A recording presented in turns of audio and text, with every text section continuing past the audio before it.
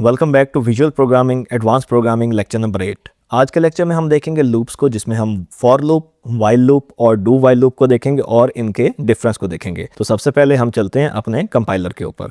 यहाँ पे I am going to create a project named loops and I will click on the create. मेरे पास ये basic form एक आ गया है। अब इस फॉर्म के ऊपर मैं सिंपली एक बटन को उठा के यहाँ पर रख देता हूँ, क्योंकि हम सिर्फ चेक करना चाह रहे हैं। बटन को मैं यहाँ नाम दे देता हूँ रन। बटन को मैंने रन का नाम दे दिया। और जब भी मैं चाहता हूँ कि ये स्टार्ट हो तो इस बॉक्स की स्टार्टिंग पोजीशन हमारे पास सेंटर ऑफ द स्क्रीन आए। तो मैं अब रन के बटन पर डबल क्लिक करता हूँ और इसके कोड की तरफ चलते हैं। यहाँ पे अंडरस्टैंड करने के लिए हम एक बेसिक प्रोजेक्ट बनाते हैं जिसे हम कहते हैं सम ऑफ फर्स्ट 100 नंबर्स। कि जब भी हम बटन को दबाएं तो हमारे पहले 100 नंबर्स का सम आ जाए।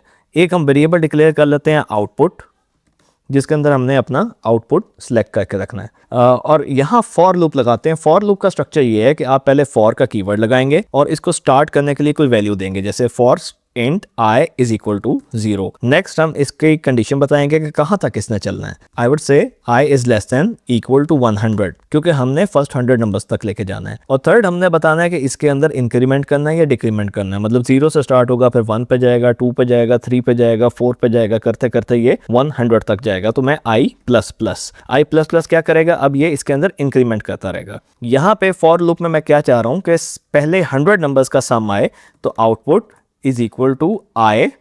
अगर मैं आउटपुट इज इक्वल टू आई करता हूं तो हर दफा पहले 0 आएगा, आउटपुट में सेव हो जाएगा, फिर 1 आएगा, सेव हो जाएगा, 2 आएगा, सेव हो जाएगा।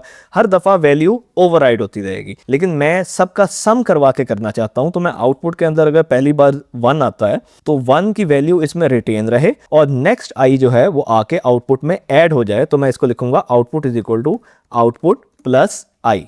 अब मेरे पास एक तो ये सिंटैक्स है कि output is equal to output plus i, और इसके अंदर हमारे पास एक एरर आ रहा है। वो एरर क्यों आ रहा है हम उसको अभी यहाँ से डीबग करके देखते हैं।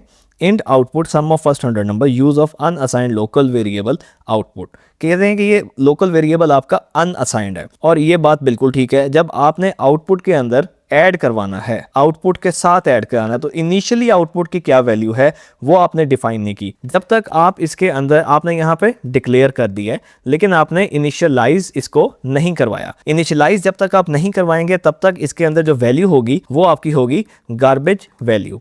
अब हो सकता है इसके अंदर इनिशियली मेमोरी के अंदर कोई वैल्यू पड़ी है, लेट्स सपोज 876, तो 876 से आपका स्टार्ट होगा और आपका आउटपुट गलत हो जाएगा। इसलिए हमेशा हमें जब इनिशियलाइज कराना है, डिक्लेयर कराना है, तो वैल्यू को इनिशियलाइज भी कराना है। हम यहाँ से इसको इनिशियलाइज करा लेते हैं 0 से, कि इनिशियली जो है इसके अंदर वैल्यू पड़ी हुई हो हमारे पास 0, और उसके बाद आगे हमारा काम स्टार्ट होगा। तो ये हमारा एरर यहाँ से रिमूव हो गया है। For int i is equal to 0, अब 0 इसके अंदर जाएगा आउटपुट के अंदर सबसे पहले, और 0 प्लस 0 से स्टार्ट होगा। नेक्स्ट वैल्यू हमारी 1 हो जाएगी, तो यहाँ पे 0 पड़ा होगा आउटपुट में, उसमें 1 ऐड हो जाएगा।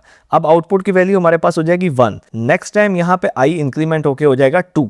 अब आउटपुट में पड़ा है 1 प्लस 2, तो आउटपुट की वैल्यू अपडेट हो जाएगी 3। इसको रन करके देखते हैं। Now I will click F5, और रन करने से हमारे पास स्क्रीन पे कोई आउटपुट नहीं आएगा। उसकी रीज़न ये है कि हमने मैसेज बॉक्स में प्रिंट नहीं करवाया। यहाँ पे इसको हम आउटपुट कराते हैं मैसेज बॉक्स डॉट शो, और यहाँ डायरेक्टली आउटपुट को हमने प्रिंट करवा दिया है, output dot to string.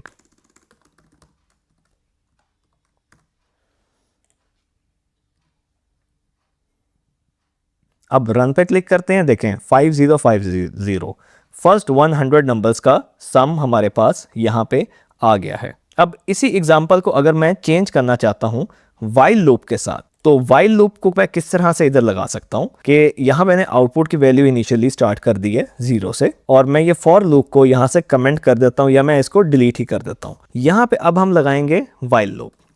While loop के अंदर मैं कंडीशन लगाता हूँ कि while output is less than equal to 100। जब तक ये 100 से छोटा है तब तक ये हमारा वाइल लूप चलेगा, और क्या होता जाए, output is equal to output plus i. Again वही चीज, output is equal to output plus i होता रहे। अब आई की वैल्यू हमने यहाँ पे डिफाइन नहीं की, इसलिए हमें आई की वैल्यू भी देनी होगी। अब यहाँ पे वाइल लूप लगाने के लिए मैंने ये जो आउटपुट लिया है, अब आउटपुट की जरूरत नहीं होगी। हमें इंक्रीमेंट जिसमें कराना है हमने उस वेरिएबल को लेना है, और आउटपुट के अंदर डाटा स्टोर कराएंगे तो डेफिनेटली इसकी भी जरूरत होगी। अब वाइल लूप अगर हम यहाँ पे लगाना चाहते हैं, यहाँ पे मैंने वो फॉर लूप को डिलीट किया है, आउटपुट के अंदर हमने वैल्यू स्टोर करानी है, साथ ही साथ हमें एक इंक्रीमेंटल वैल्यू भी देनी पड़ेगी। जैसे हमारे पास हम फॉर लूप के अंदर इंट आई से स्टार्ट करा रहे थे, यहाँ पे भी मैंने दे दिया int i is equal to 0, जिसके अंदर इंक्रीमेंट और डिक्रीमेंट करना है, लूप की कंडीशन सेटिस्फाई हो या ना हो वो चेक करने के लिए, तो उसको भी हमने यहाँ पे लगाना है। फॉर लूप लगाएंगे while i is less than equal to 100, जब तक i 100 तक नहीं पहुंचता हमारे पास ये लूप चलता रहेगा। इसके अंदर क्या हो रहा है, output is equal to output plus i और नीचे i प्लस प्लस, ये हमारा स्ट्रक्चर है वाइल लूप का। बाद में हमारा जो आउटपुट का डाटा होगा जब लूप कंप्लीट हो जाएगा तो वो हमें शो हो जाएगा। देखते हैं क्या इसका आंसर भी हमारे पास 50-50 आता है या नहीं। रन किया, 50-50, अगेन हमारे पास ये आउटपुट आ गया। अब एक और होता है हमारे पास लूप, वो होता है do while loop. Do while loop के अंदर क्या होता है, वाइल लूप में जाने से पहले देखें ये कंडीशन चेक हो रही है, अगर ये कंडीशन सेटिस्फाई हो रही है तो वाइल लूप में जा रहा है। जैसे i की वैल्यू 0 है, 0 इज लेस देन 100, तब आपका लूप एग्जीक्यूट हो रहा है। लेकिन डू वाइल लूप के अंदर क्या होगा कि आपका लूप एक दफा एग्जीक्यूट हो जाएगा, उसके बाद कंडीशन को चेक किया जाएगा। उसका स्ट्रक्चर सिर्फ इतना है कि आप वाइल लूप को ब्रैकेट के बाहर ले आएंगे और यहां पे आप कीवर्ड डू का इस्तेमाल करेंगे। और ये देखें अब इधर हो क्या रहा है कि आपका लूप पहली आइट्रेशन लाजमी करेगा। और कब तक चलेगा वाइल, जब तक i इज लेस देन 100। पहले हम इसको स्टार्ट करके इसका आउटपुट चेक कर लेते हैं, क्या हमारा आउटपुट सेम है, बिल्कुल सेम है। अब इसकी एग्जांपल समझाने के लिए मैं यहाँ पे i की वैल्यू 101 कर देता हूं। अब अगर तो वाइल लूप होता तो इसने एग्जीक्यूशन की तरफ जाना ही नहीं था। पहली स्टेटमेंट जब वाइल की ऊपर थी तो उसने चेक करना था ये तो 100 से ज्यादा वैल्यू है, इसलिए ये लूप एग्जीक्यूट ही नहीं होना था। अब क्या होगा, अब आपके पास आउटपुट के अंदर क्योंकि वैल्यू 0 है और डू कंडीशन में आई आपने 101 से स्टार्ट करा दिया, तो 101 पे क्या होगा, एक दफा एग्जीक्यूशन लाजमी होगी। आउटपुट में है 0, 0 प्लस आई की वैल्यू है 101, तो ये यहाँ पे 101 आउटपुट में ऐड होके सेव हो जाएगा। उसके बाद ये चेक करेगा कि ये वैल्यू तो 100 से अब बड़ी हो गई है, फिर ये लूप से एग्जिट होगा। लेकिन आपका आउटपुट तब तक मैसअप हो चुका होगा, उसके अंदर ये इशू आ चुका होगा। तो हम इसको रन करके देखते हैं क्या हमारा आउटपुट यहाँ पे 101 हमें शो कराता है।